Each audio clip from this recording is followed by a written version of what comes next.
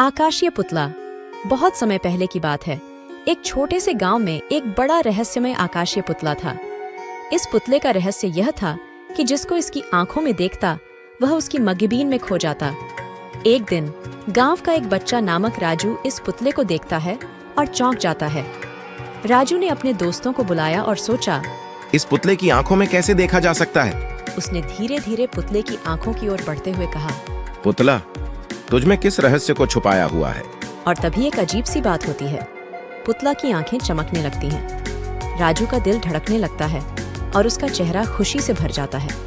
पुतला मुस्कुराते हुए बोलता है, राजू, तूने मेरे रहस्य को खोल दिया है। तुझे एक विशेष वरदान मिलेगा। राजू हैरानी में होता है और पुतले से पूछता है, कौन कौन सा वरदान? पुतला हंसते हुए जवाब देता है, तुझे अपनी माता के साथ एक दिन की यात्रा करने का अद्वितीय अवसर मिलेगा। राजू बहुत खुश होता है और अपने दोस्तों को बताता है कि उसे माता के साथ यात्रा करने का मौका मिला है। यात्रा का दिन आता है। राजू और उसकी माता एक सुंदर जगह पहुंचते हैं। पुतला का वरदान सच होता है और राजू की माता भी खुश होती है। यहाँ तक सुनने वाला बहुत ही रोमांचित होता है।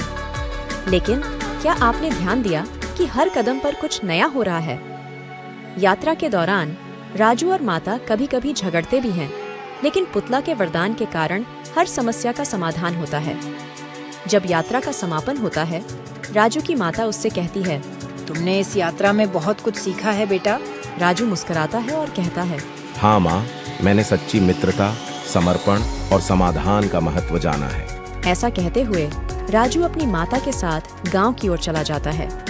फिर एक दिन गांव में एक और बच्चा इस आकाशीय पुतले को देखता है और चौंक जाता है। धीरे धीरे उसके दोस्त उसके पास आते हैं और कहते हैं, तू भी देखना चाहता है कि इस पुतले की आंखों में क्या है?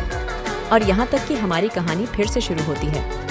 बच्चा पुतले की ओर बढ़ता है और पूछता है, और वहीं एक महत्वपूर्ण पैलेट पर हमारी कहानी समाप्त हो जाती है।